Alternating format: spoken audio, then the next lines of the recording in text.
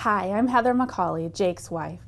As Jake explained to you, we were evangelical Christians in our 20s, and when we came across Institute on the Constitution and became aware of our godly heritage and the rights that we have been given, we wanted to pass that on to our children. So we've made that our personal conviction to teach them to go through the course. Our oldest two sons have graduated the course.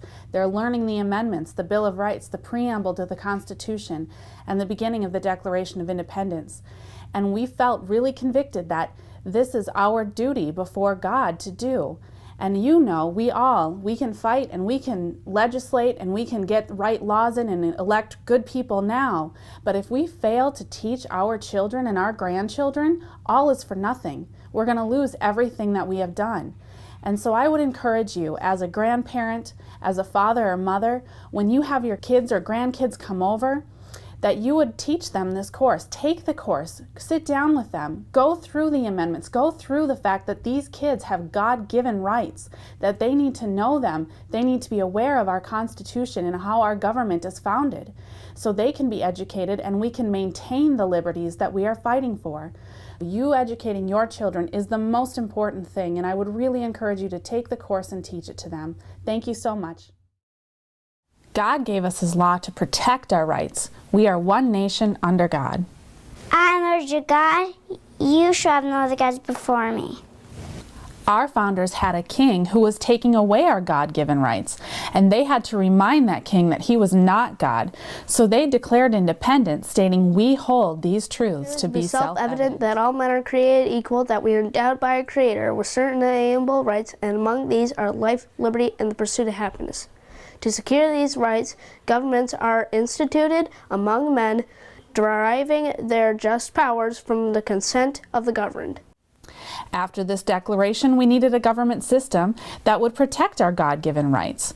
So we, the people of the United States, in order to form a more perfect union, establish justice, ensure domestic tranquility, provide for the common defense, promote the general welfare, and secure these blessings of liberty to ourselves and our posterity, do ordain and establish this Constitution for the United States of America.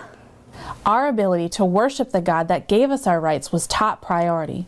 So Congress shall make no law respecting an establishment of religion or prohibiting the free exercise thereof, or abridging the freedom of speech or the press or the right of the people peaceably to assemble and to petition the government for a redress of grievances.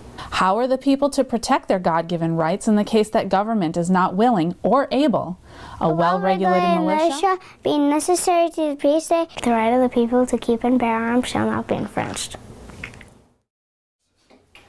We have many testimonies from parents and grandparents about our courses. One grandmother in particular took our course and then proceeded to teach it to her grandson, who then went to school, and the teacher gave them a history quiz. And one of the questions on the test was, what form of government is America? And it gave 3 choices: a mobocracy, a dictatorship, or a democracy. And the grandson said to the teacher, "Ma'am, you don't have the right answer on here." And she said, "What do you mean?" And he said, "According to Article 4, Section 4 of the United States Constitution, we have been given a republic as a form of government." And she said, "Where did you learn that?" And he said, "My grandma taught me." And that teacher invited that grandmother to come in and teach the Constitution to the rest of the class in the correct perspective through the American view that our founders gave us. And that can happen with you. And if you take those courses and you teach them, it will spread, and we would highly encourage you to do so. Thank you so much for your time and for listening. From my family to yours, thank you for listening. And we hope that you guys will teach your children the Constitution and their God-given rights. I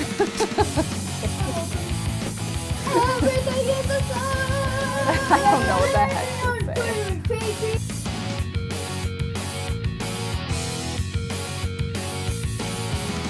What are we doing?